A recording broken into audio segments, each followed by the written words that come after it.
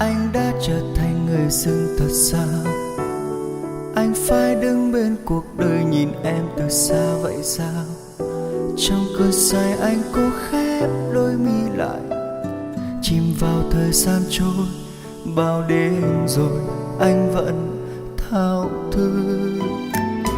Anh đưa ngón tay chạm môi em, tay anh nắm chặt tay em, nhưng không, em tan biến đi từ lúc nào. Rồi anh nhận thấy hai ta chỉ đang đi trên hai con đường song song sẽ không bao giờ gặp nhau.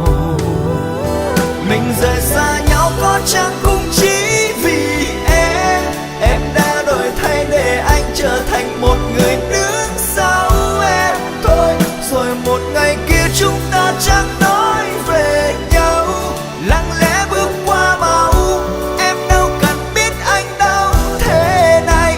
Bởi vì yêu em nên anh phải chấp nhận thôi, anh trở thành người xa lạ trong cuộc đời em mơ rồi.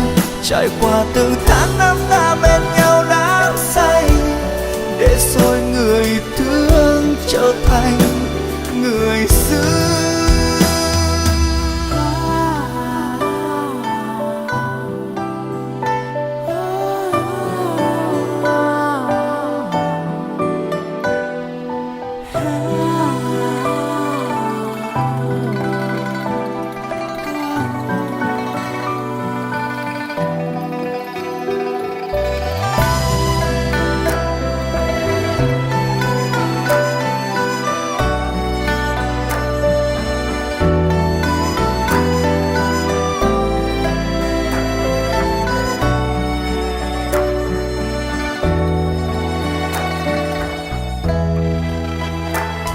Anh đưa ngón tay chạm môi em, tay anh nắm chặt tay em, nhưng không, em tan biến đi từ lúc nào.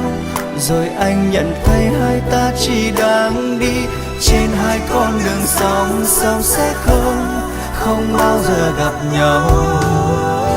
Mình rời xa